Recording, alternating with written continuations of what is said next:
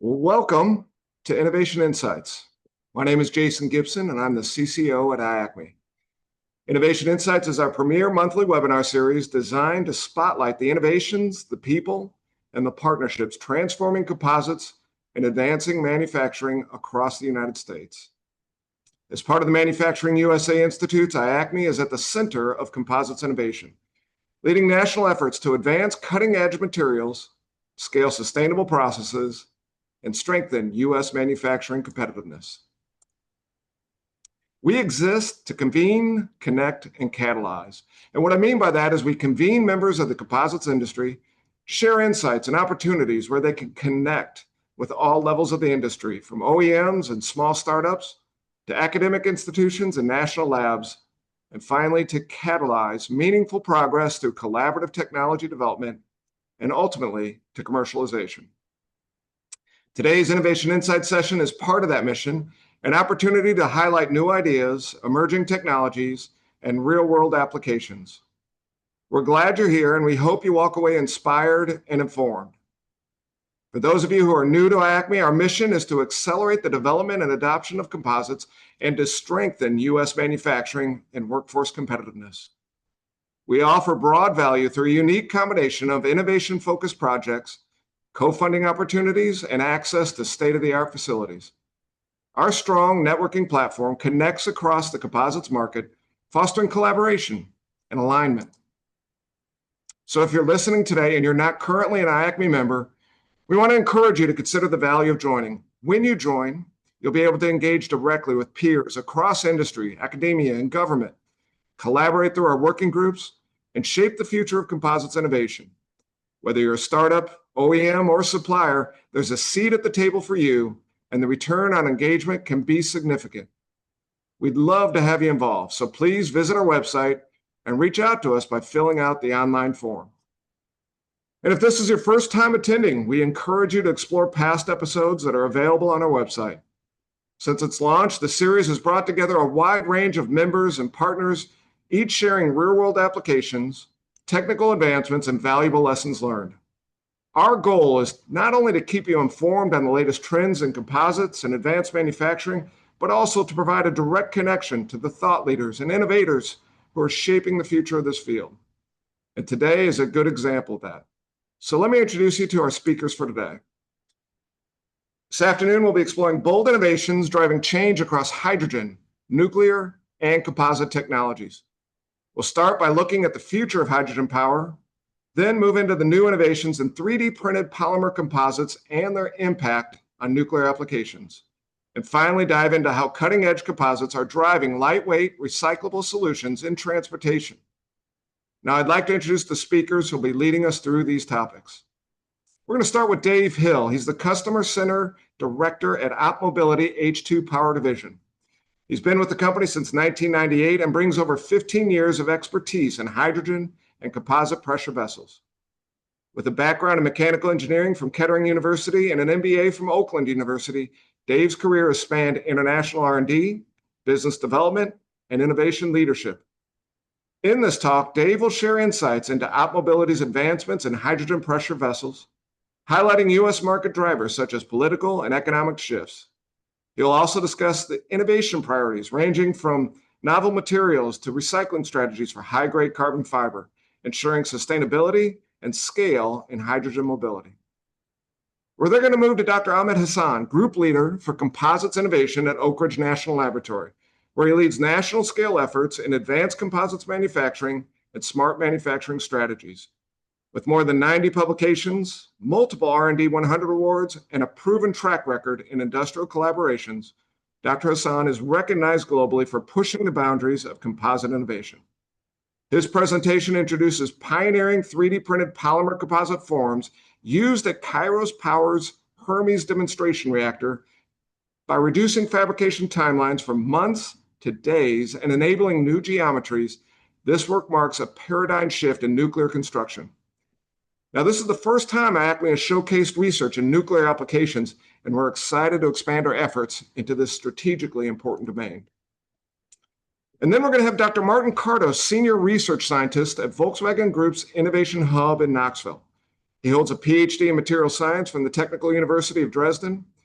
He has significant experience in natural fiber composites, process optimization, and bridging lab scale innovation with scalable automotive applications.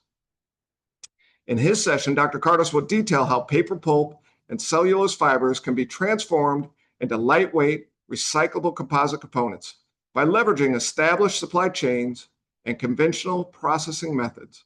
These paper-based composites provide functional, sustainable solutions for high-volume production. So with that, I'd like to turn it over to Dave Hill. Dave, you're free to share your screen and get us started. All right, let's get this screen share going. I should see a screen. My presentation, if I hit the presentation button here.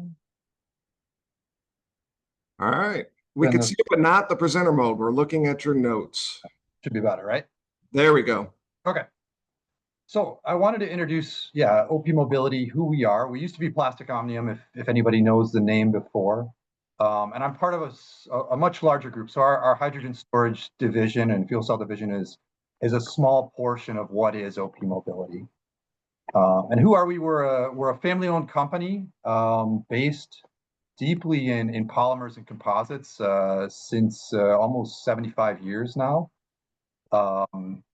We've been driving innovation in several different fields, and we continue to do that. And our ownership is committed to kind of what is the next generation of mobility.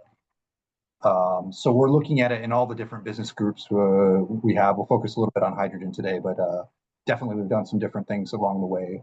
Some of the things I would say that are interesting is we were kind of pioneers in bringing plastic, especially from a standpoint of bumpers and fascias, where we were bringing in plastic bumpers, I would say in 1980, and then plastic fuel systems, which are fuel tanks, more conventional type of fuel tanks, as early as 1986. We were the first to kind of blow mold those and bring those to market.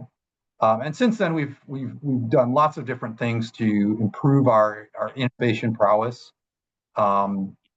namely the adding of, I would say, hydrogen storage and fuel cells,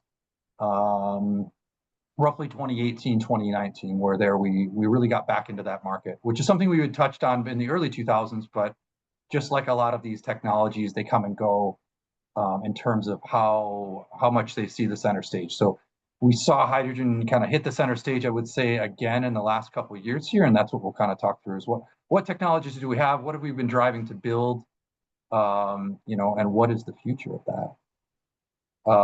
Just to kind of reiterate, we have sort of two different divisions within OPmobility. We have sort of exterior and lighting, so everything you see on the front and the rear of a vehicle, and then underneath we have powertrain solutions. So C-Power, which is our fuel tank and SCR tank business, and a bit of battery work that we do, and then H2 Power, which is where I come from, working on hydrogen storage solutions. We'll kind of slide through this. One thing that I think is interesting is we historically have been a automotive company, being that we worked with the OEMs, your big three in the Detroit area, but also globally, we work with all the different, I would say, OEMs. In both of our big divisions, we are the world leader. And typically you could say 1 in 5 cars has either a bumper or fascia or a fuel tank of ours or both. But what we found in the last few years between these new different technologies such as batteries and fuel cells, but also in terms of front end modules and sort of the integration we've done there, we've pulled in some different customers. So we're starting to see players in the electric mobility market. So both here in the US with people like Rivian, but also in China with BID and NIO, people like this. And in hydrogen especially, we've seen a lot of mobility outside of what is the standard OEMs, I would say. So there we see things in truck, bus, train, off highway, a lot of different places we haven't played in the past, which is very interesting. Different business models they have, different requirements, but we've done a very good job to kind of match those and have some good product going on the market for that.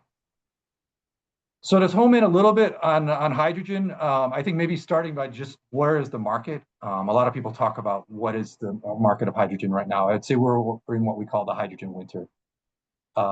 We saw a big change in the incentives over the last 6 to 9 months, just with kind of where public policy has gone. So there was a lot of things between ACT, ACF, ACC in California, which drove a lot of incentives and also mandates for zero emission vehicles.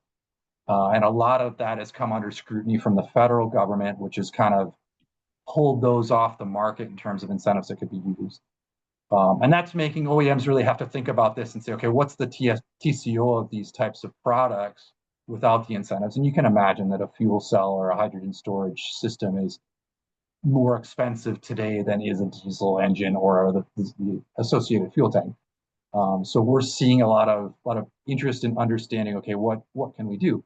The good news, I think, from that is people are getting a little bit more serious about, okay, where does the market need to be from a price point to really make this go?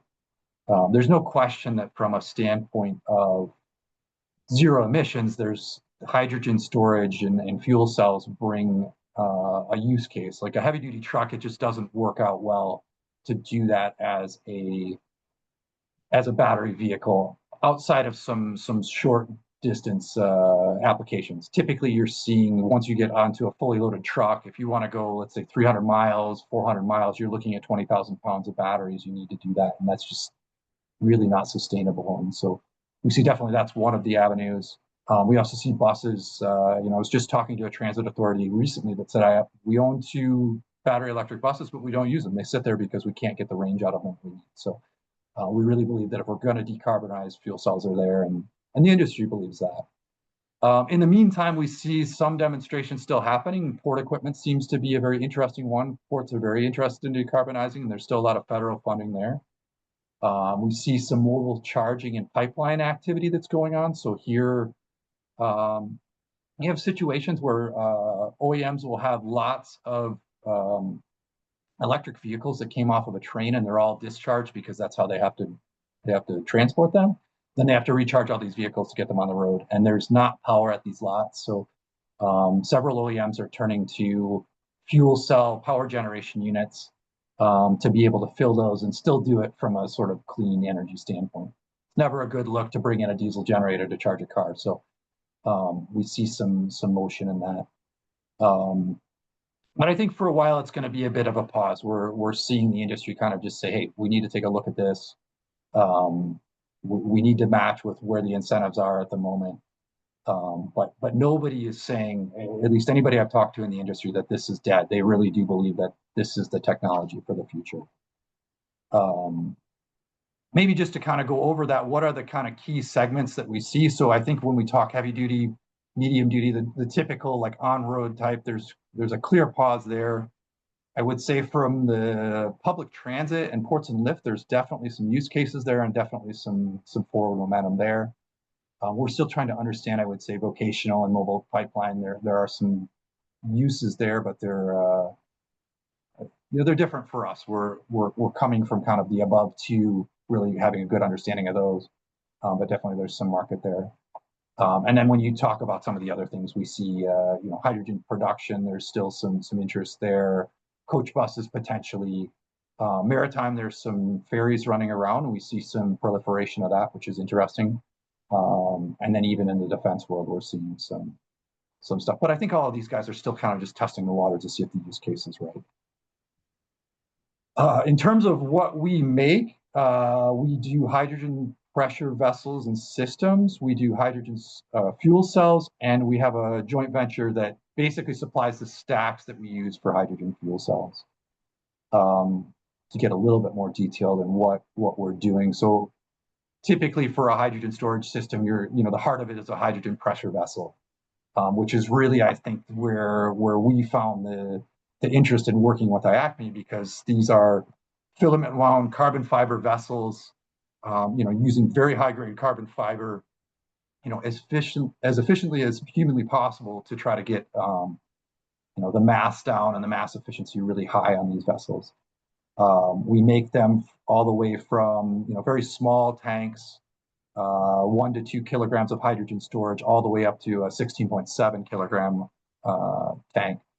And just to think about the sheer use of carbon fiber in some of these, the 16.7 kilo tank is using probably somewhere on the realms of 150 to 200 kilos of hydrogen or carbon fiber in it.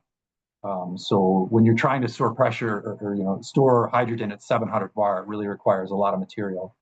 And as you can imagine, that's the number one target when we talk about BOM costs. So if we're thinking of things that are key to this market moving forward, it is cheap, high performing carbon fiber, and frankly, locally sourced is important too. I think we're seeing that with the world the way it's going with tariffs and sometimes instability, there are options, let's say from China for carbon fiber that really aren't an option for us here in the US. So I think there's a lot of interest to watch that market grow here. And there are players that are sitting here, and I think are within the consortium, that are making good carbon fiber in the US. I think it's just a matter of following that over the years and seeing how we can improve upon that.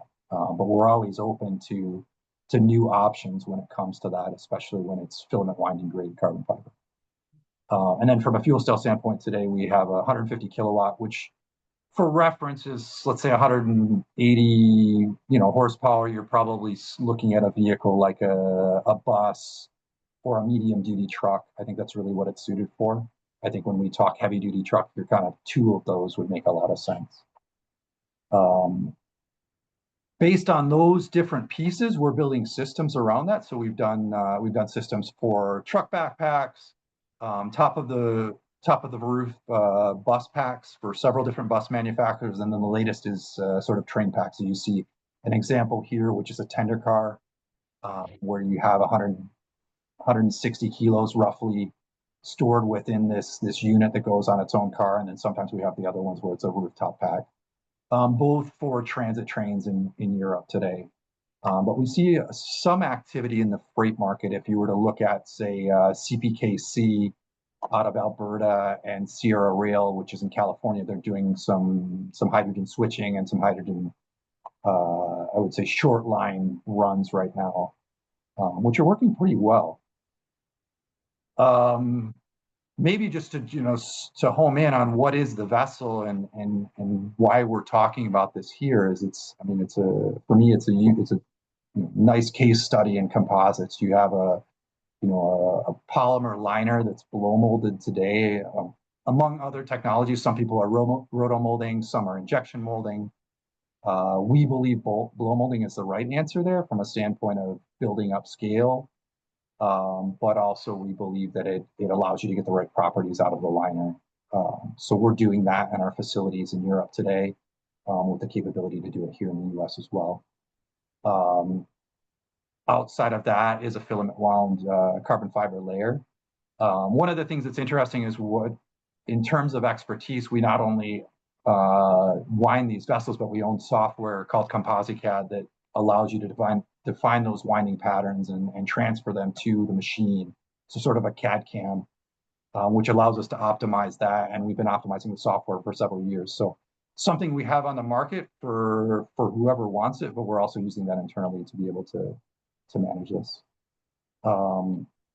After that, you have obviously an interface that allows you to get the hydrogen out of the tank, which is a sort of aluminum boss.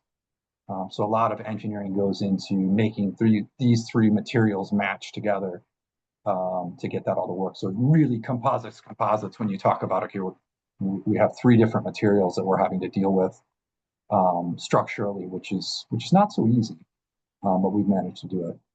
And then on top of that, we have what we call an intimessic layer that goes on the outside of the vessel, which allows us to resist to fire. It's a sort of layer that's designed, it was initially designed for buildings, for steel girders, basically, to foam up and create an insulated barrier when the vessel or the girders were exposed to flame. But it does a really nice job on our tanks as well. And then finally, you have sort of an impact protection layer. And to design these, like I said, we have several different softwares that we're using. Composite CAD, which develops our winding pattern, but after that, we have ways to look at, okay, what are the stresses in burst and cycling? We can understand the refueling models. And then as you get into a system level, we can really understand how the frame's reacting. And additionally, how the whole system is refueling and defueling more from like a 1D model standpoint, which allows us to quickly design systems and make sure we're not having issues with excess flow valves corking shut, or just some of the things that are inherent to a pressure system like that. And once the vessel's wound and ready to, or it's designed and ready to go, we manufacture these things several places in the world, and it's based on your standard filament winding. Let's see if I can get this video to work. Before I do that, though, we do have a pilot line in outside of Detroit area. It's able to wind about 1,500 vessels a year. I would say large scale vessels, and smaller scale vessels probably more than that. Based on what we think is quite robust, I would say, industrial technology for that. Let's see if this will play. Tell me if you guys see it going. So here you can see this is the winding operation. So the way it's working is we're using a robot to manipulate the tank. You can see here the winding eye is moving, but we're also able to move the robot, which allows us to increase the speed and also like limit the amount of angle that the fibers have to manage, because the less you can manipulate the fibers, the stronger they are at the output. So here you can see we're laying a hoop layer onto the vessel. And here's the helical. So here's where the magic is, where you're trying to keep the vessel intact end to end. And then here you can see one of the unique things we use is we have basically an oven for every vessel, which then allows us to really control the process in terms of pressure and temperature and time during the curing process. So it's a standard wet winding process. We prefer this, I think, from a standpoint of being able to supply the right materials, be it resin and or fiber, and kind of dissociate those from. Let's see if we can get this back in the sharing. It helps us to kind of control the cost, I would say, overall. What time to do this? All right, we should be back in action. So yeah, that's a little bit what we do. I think what's important to talk about, probably to sum it up, is sort of what are the innovation paths that we see. So obviously material performance is super important. And maybe go back to the kind of puzzle on the left. I think when you look at hydrogen in general, that market has 3 or 4 different avenues that really are important to kind of catalyze. One is production. Obviously, we need hydrogen. Second is delivering that hydrogen to the site. Dispensing it, filling, which is it's no small task, and it's especially difficult to get those installed in a timely fashion due to the permitting and things that are associated with that. But all that is getting solved, I think, by other people than us. We're really relying on those people to bring that piece to the puzzle. From our standpoint, really where it stands is, how do we get the TCO where we want to be? So a lot of it comes down to material performance. So can we get higher grade carbons? Can we improve the resins to be able to get better performance out of the carbon, because it's a system. It's not really just that carbon. In a hoop layer, sure, you're looking at tensile strength, but as you get into the domes of those vessels, it's very important that the laminate, like the ILSS of the resin is strong to be able to get the efficiency out of whatever that fiber is, which pushes the system mass, right? At the end of the day, we're trying to cut carbon, try to keep the mass low, such that the vehicle can push as far as it can, because that has an effect out of it. Really, we can make a vessel that's a howitzer in terms of durability, but if it's not mass efficient, it doesn't make sense. And then I think one of the biggest challenges we see is lifetime extension, really understanding, what do these go through in the real world? How can we ensure that they're able to go through the lifetime of the vehicle and beyond? I think one of the things that we talk about a lot is what we call a digital passport, trying to understand what has this vessel been through, and whether or not, typically the vessel's designed for 15 years and you're supposed to take it off the market after that. We all know that vehicles are out there in the field running longer than that, and we need to deal with that. So right now, I think with the scope of how many vehicles are out there, it's something that we can manage, but fast forward 20 years down the road when there's hundreds of thousands of these, I think it's going to be very challenging to deal with that. So we're looking at a lot of health monitoring types of things to support that. And then recyclability. We have a lot of carbon going into these vessels. It's there's no secret that the CO2 footprint to make that carbon is pretty high. Obviously, the vehicle as it's rolling down the road is a ZEV, but we need to address that. So we're looking at several different technologies with the goal. I think the dream is you would unwind a vessel and wind a new one. But I think we're getting close to where we can really get long strand fibers out of these vessels during using things like solvolysis to be able to really bring some high grade carbon back to the market. And David, I need to interrupt you here because we're already past our 20-minute limit for you. So apologize, but we're going to have to move on. I do want to mention to everybody, though, that the questions you've been submitting in the chat, we're going to submit to Dave after the fact, and we'll be able to answer those questions post-presentation. Okay. Yeah. All right. So go ahead. Happy to hear you guys' questions. Well, we're going to have to skip the questions for now. We'll get them to you after the show, and we'll email out the answers after we talk with you about it. Thanks. All right. So with that, I'm going to go ahead and turn it over to Dr. Ahmed Hassan. We're excited to hear what he has to present around the nuclear applications.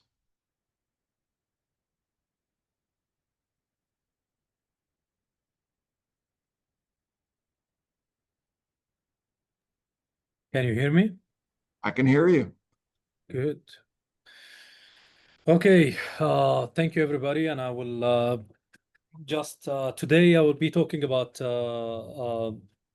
implementation of large-scale additive manufacturing on reshaping the nuclear energy infrastructure, especially on the forms for cast-in-place and precast concrete for the nuclear reactor. If you are not familiar with Oak Ridge National Lab, we are at East Tennessee at Oak Ridge. It goes back to the 40s. And our mission is to deliver scientific discovery and technical breakthroughs.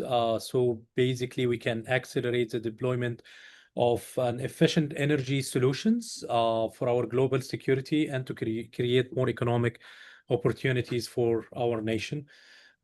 Just some numbers. Oak Ridge National Lab is the largest Office of Science Department of Energy national laboratory, and our budget is about $2.6 billion a year. We have more than 7,000 employees, more than 5,000 researcher guests annually. We host one of the most intense neutron sources on the world. The SNS, basically a spallation neutron source. We hold world-class computing and manufacturing facilities. If you are not familiar with the lab is an 8 user facilities. What does this mean and why I'm mentioning it here? This is basically, think about it as your interface with the outer world, the outer world interface with the national laboratories. And through these 8 entities, you can basically put a small proposal, white paper, call it, and you can have access to these facilities at the lab.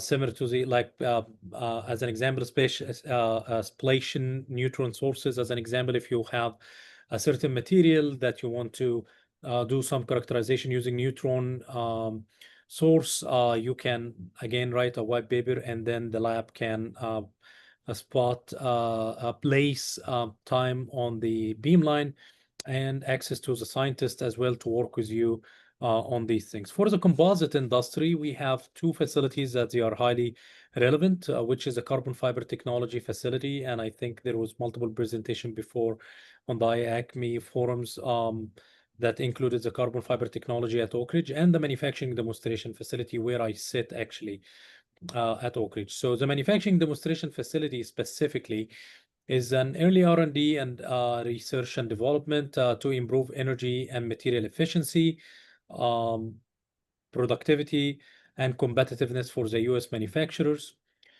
The one thing that the takeaway from this that I want you to focus on is our approach is to move as an industry pace to rapidly de-risk challenges and transformative changes. So actually, we work hand in hand with our industry partners to be able to de-risk these technologies. And usually this happens on the between TRL level 3 to 6 and 7, and I have a slide to discuss this more in details. We have 5 major pillars at the MDF research. We have novel materials, convergent manufacturing, smart manufacturing, robotic and automation, and polymer composites. Conversion manufacturing, I know that this sometimes people are not familiar with the terminology of conversion. This is where actually you marry 2 technologies together. As an example, when you marry additive manufacturing with machining on one system, or you marry additive with compression molding, injection molding with AM as an example, additive manufacturing. But not only that, you will have as well fusion of data. So basically your process is highly instrumented to be able to include the data-driven approaches to the manufacturing systems as well, and to use this system as well to be able to make multifunctional or dual materials, multifunctional components and stuff like that. This is a general concept of convergent manufacturing. If you didn't visit us before, we are located outside of this beautiful campus that I showed before. We are a 110,000 square foot facility at Knoxville. And as you can see, the orange over here this is a composite footprint. We have a lot of composite facilities over here. We host a lot of IACMI facilities in-house. And I will talk about it more. And you can see as well, not only on the manufacturing scheme, but if you see my cursor polymer characterization lab, we have a lot of characterization facilities and metrology and characterization as well, from X-ray CTs to DMA, TGA, rheology, FTIR, whatever you call it, to be able to do your basic thermomechanical and mechanical characterization of your composites. You will be able to do it in-house. We have a huge composite footprint at Oak Ridge National Lab at the Manufacturing Science Division, or at the MDF. Actually, we have 4 groups that compose the Composite Science and Technology section. We have the Advanced Fiber Group, which is basically the CFTF, and they focus more on developing low-cost carbon fiber and intermediates for the composites. We have the Extreme Environment Group, which they focus on developing advanced manufacturing techniques for extreme environment applications, stuff that goes super fast, stuff that goes to space, stuff that can be used in nuclear reactors, very harsh environment processes. And the other group, the third group, is the Sustainable Manufacturing Group, which they focus, from the name, as you can see, they focus more into bio-derived material, reuse and circularity of composite component. And then the Composite Innovation Group, which is our group basically, which we focus on developing state-of-the-art, scalable, high-rate manufacturing technologies that it is coupled with data-driven manufacturing processes to enable creating multifunctional objects with a very highly tailored performance for different energy and infrastructure and aerospace markets. These are some of the capabilities that we have, and I said, like, this is shared between us and the IACMI. We have a lot of world-class facilities on the large-scale additive manufacturing, the thermosets, thermoplastics, in-plane, out-of-plane printing. But at the same time, we have a lot of capabilities on the high-rate manufacturing. And the reason that I'm saying high-rate, like you will not see, as an example, autoclave processes, big tape layup or AFPs on there, but you will see processes like compression molding, extrusion compression molding, injection molding processes, thermoforming processes, and protrusions. The other thing that I want you to take from this slide, that we work on multiple scales, right? From a lower TRL level, or you want to call it lab setup, up to semi-industrial scale. And we are very well connected as well with the other IACMI members, especially in Michigan, so we can have even a scale up of the scale up. So as an example, we have a acute tabletop injection molding machine, and then we have a 35 ton, 330 ton, and then at Michigan you can scale up to 3,000 ton millicron. Why I'm saying that?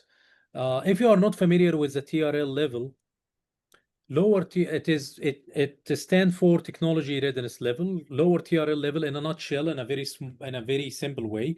Lower TRL level is knowledge development. Mid TRL level is technology development, and the higher, that's mean that you most probably you are gonna see it on the market, which is the business development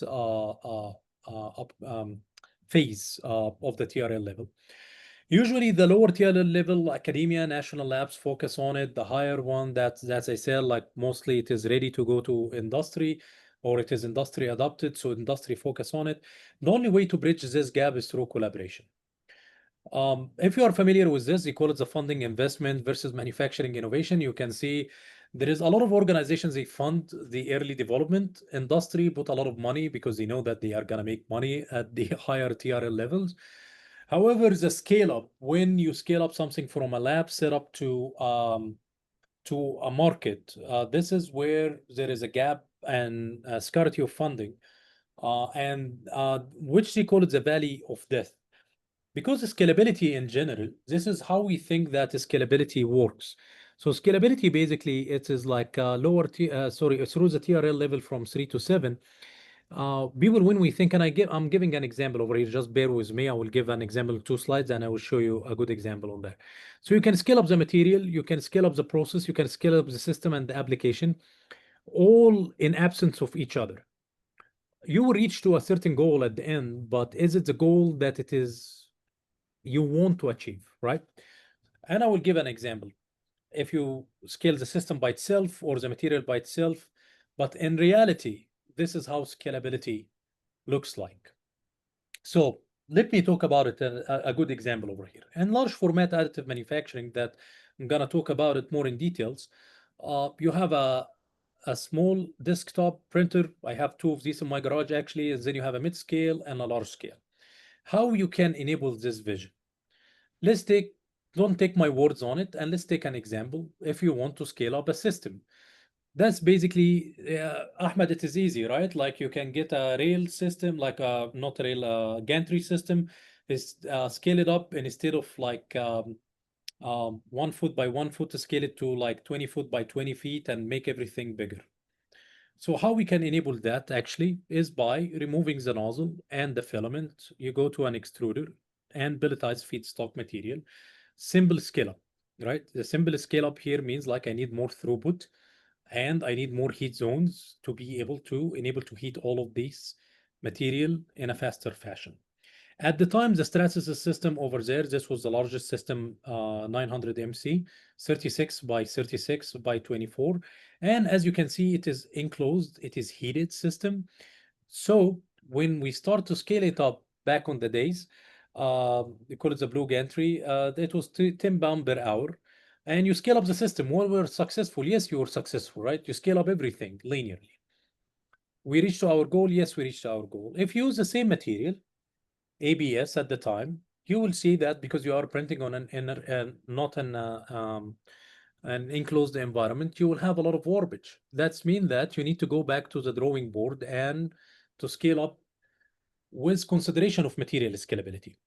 And at the time we added carbon fiber, it is almost like near to 0 CTE on there. And then this will stabilize your printing criterias. And as you can see over here, you will have less warpage and you can print on air, not in enclosed, and you can successfully print that. So we scaled up system and material in conjunction with each other. So we should be successful. We scaled it up and we said like, okay, let's have an application at the time and let's print a demonstration car. We scaled it up even more further that it is 40 pounds per hour. But then you can see that there was a lot of cracks and desponding because we didn't scale up for a process. Because when you look at the process over here, we put an IR, then you found that like you need, even with a 40 pound at the time, it was a lot of material being deposited. But we didn't know what we didn't know at the time, and we know that you have to have a heat of fusion between the layers, and you have to have a certain. I will speed up this just to show you the sheer scale of it. That you will have to have the layer deposited on top of another heated layer, and to be able to enable the heat of fusion between the layers, and you don't have this desponding. So when we understood that on the processability, Then we made this Shelby Cobra. It is 100 pounds. We have to scale from 40 pound to 100 pound. And now Ingersoll's, you have a 500 pound extruder as well. Why I'm saying that? This enable a lot of other applications and markets on there, including tooling, direct fabrication, rapid prototyping, and in different market scale, right? Why I'm saying all of this and why I'm showing something that it is a little bit old, because even when you start changing the application, there is a lot of other thing that you need to do. So over here, I will be talking about the Kairos Power. They are in K25, which is an old site here at Oak Ridge, Tennessee. They are building over the last 40 years. I think this is the very first nuclear reactor to go with the nuclear renaissance that it is being vouched for right now by the current administration. As well. But as you can see over here, it is in a very simple form. Kairos Power are trying to build a nuclear reactor, which will be molten salt reactor using triso fuel and using molten salt reactor over there. That means that you don't have a lot of high pressure inside your reactor. And the reactor vessel actually is shielded, as you can see over here, by something called a bioshield. This is a plane view and the structural view. As you can see my cursor over here, these what they call it is strong backs, which is the main structural component. And as you can see, these are non-traditional design by Kairos, that it has multiple grooves on there. And to give you a scale, this is 40 feet tall. To be able to host the reactor vessel inside. All of this light gray is basically will be precast concrete drop-in walls. Why I'm saying that? That's mean that the accuracy of these structure needs to be spot on, because if there is a little bit of mismatch between the precast concrete and the cast in place strong backs, this will it will not be effective in radiation shielding, basically. So when they come to us and say like how we can enable this, the current method is either building it from wooden forms, right? Which will not provide you with accuracies, and it will be limited in use. And you know that with water and stuff like that of the casting of concrete, it changes shape. 40-foot tall with a lot of pressure during the cast in place. This take us to a different territory, even on the 3D printing, that most of the things that I showed before, it is either semi-structural or non-structural or demonstration parts. In this case, you will have to make a mold that it can withstand a 40 feet of continuous boring of concrete on there. The other option is to make it with steel. Good luck to have a 40-foot tall with all of these stair step cases on there with a lot of wells. It will be super expensive and it will take a long time to be able to make these forms. So Dr. Hassan, Yeah. just a warning, we got 3 minutes left for you. Sure, and the rest is just videos. So I mean like photos. So in 14 days, basically from an idea up to pouring concrete on site, as you can see it over here, this was just 14 days, as you can see. And we start actually, we received a CAD file from Kairos Power for a demonstration that it is 20-foot tall, not a 40-foot tall, just half.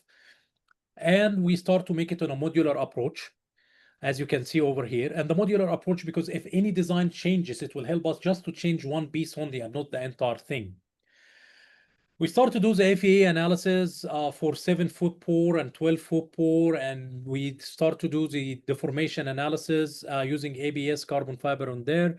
And as you can see, we start to build the trusses, and to be able to have a structural component on there, we came up with a new, like a different printing strategy. When you actually sandwich the truss between the two layers, so you can actually have a better transfer of the load on there. As you can see over here, we printed the printing trials. The very first, like Alex is about 5'8", this is 6'2". You took it, machine it, deliver it, scan it, and then you start to put it on site. And we start pouring concrete, and we did the scanning of the concrete afterward. These are reusable molds. As you can see, each mold is 6 foot tall, 3 stacked together. You build the first one and then you use the same mold to reuse it on boring the second mold. So this mold used at least 3 or 4 times.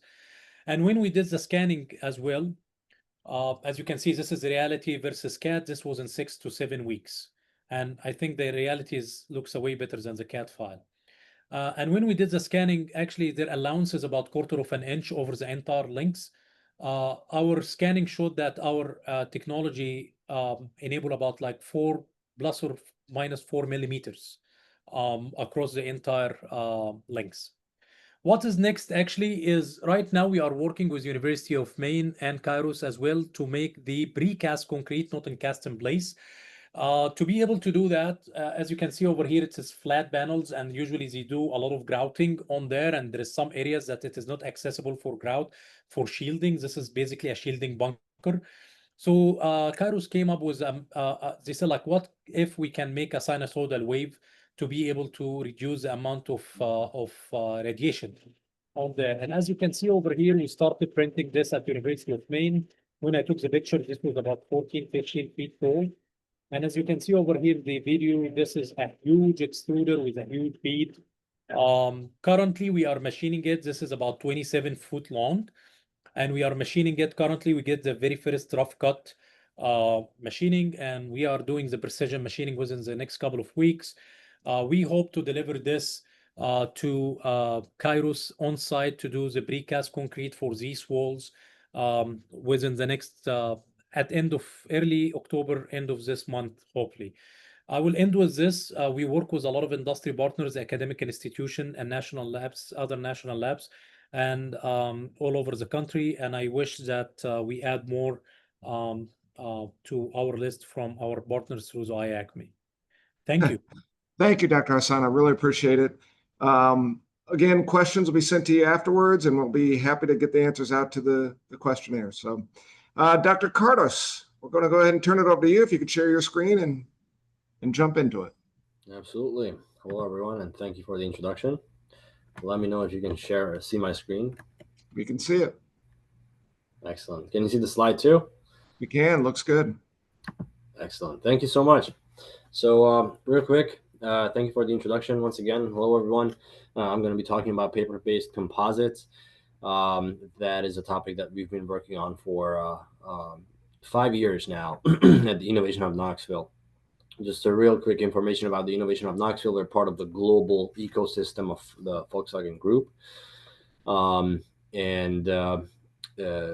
Group innovation. So we work with all the brands within the Volkswagen Group. So, you know, Audi, Porsche, Bentley, Ducati, MAN, Volkswagen, of course, are all our customers.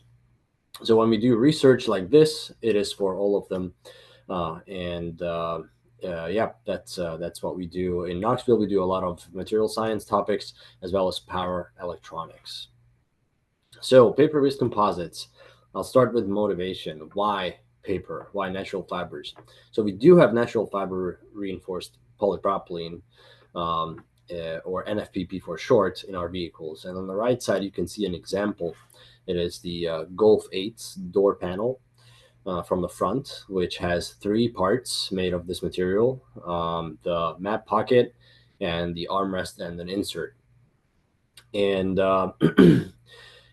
talking about a composite, of course, natural fibers in this case are not a filler in the material, which is already beneficial, replacing fossil-based higher carbon footprint material, but they actually act as a reinforcement. So there's benefit in mechanical performance, which comes with a lightweighting potential.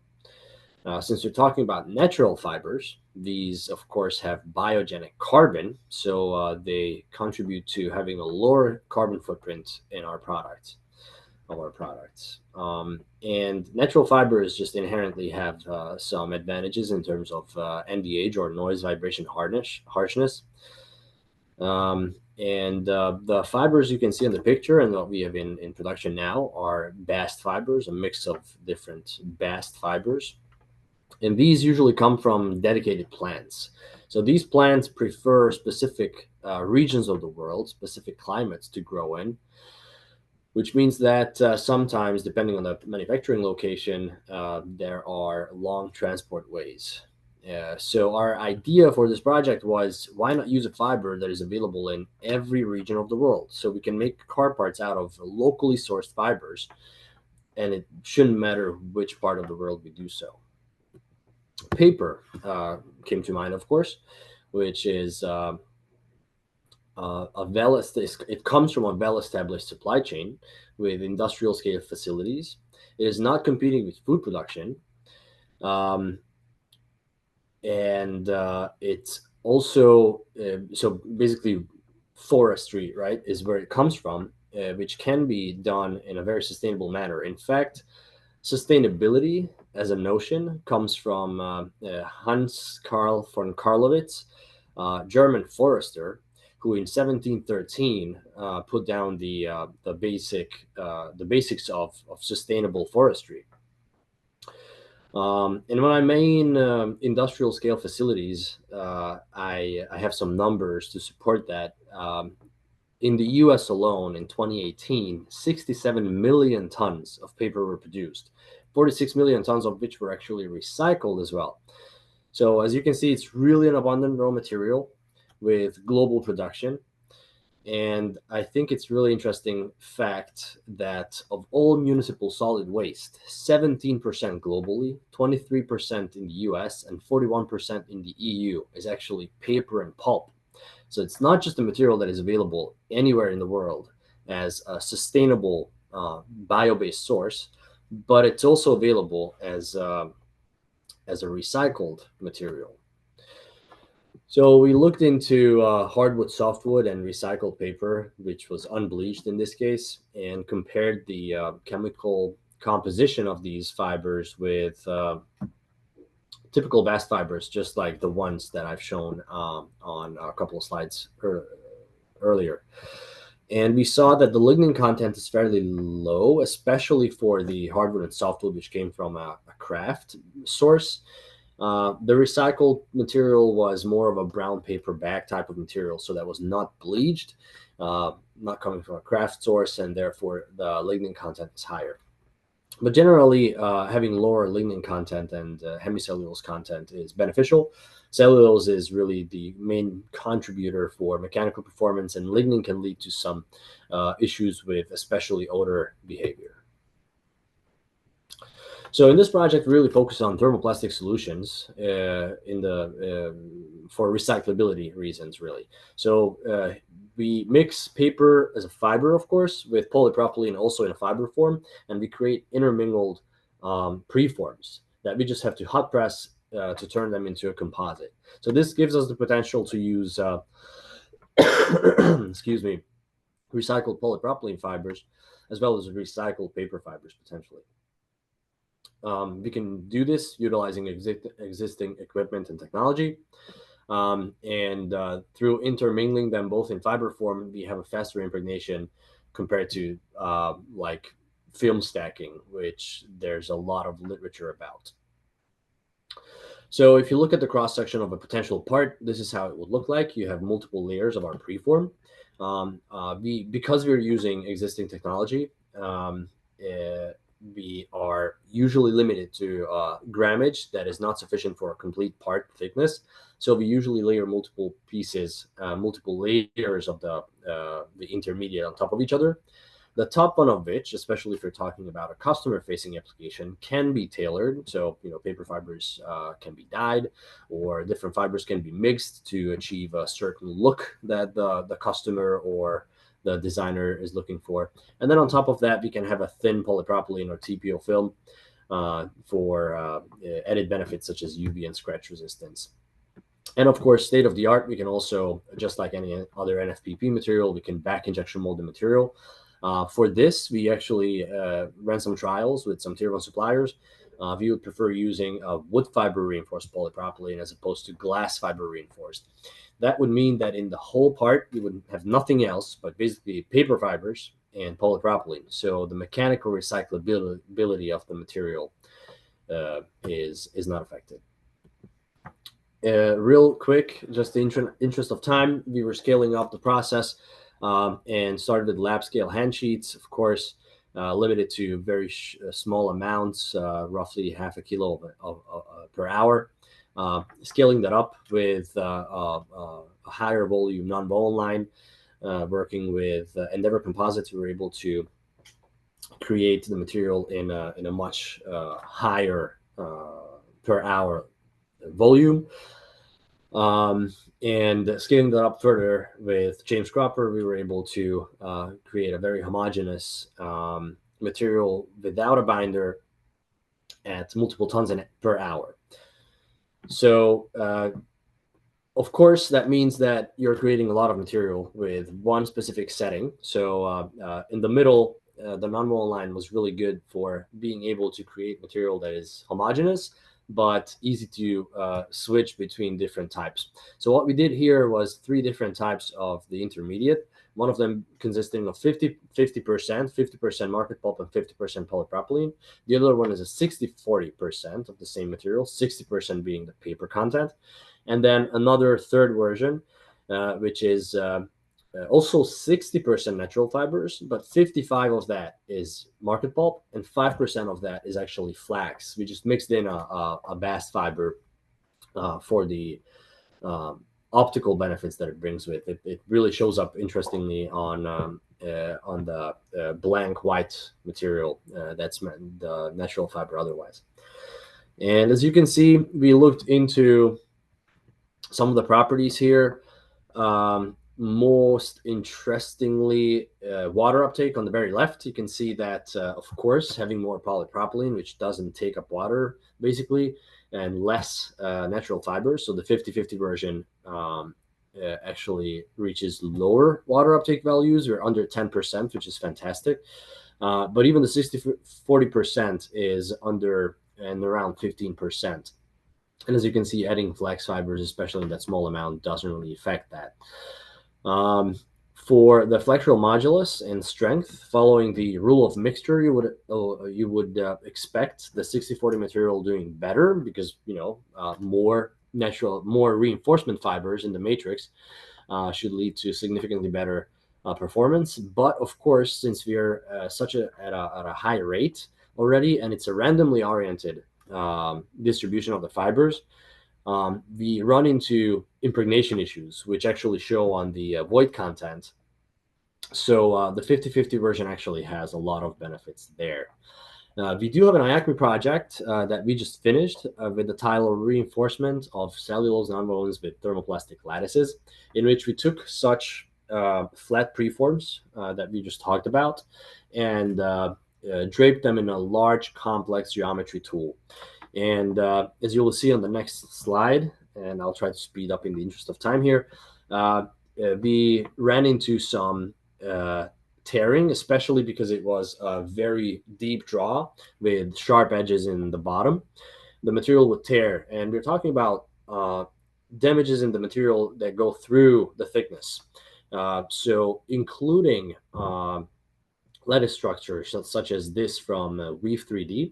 And I borrowed this slide from Chris Oberste, the founder of the company. So thank you, Chris. You can see that the lattice reinforcement, which in this case is made of a 50-50 mixture of polypropylene and flax fiber, UD, unidirectional.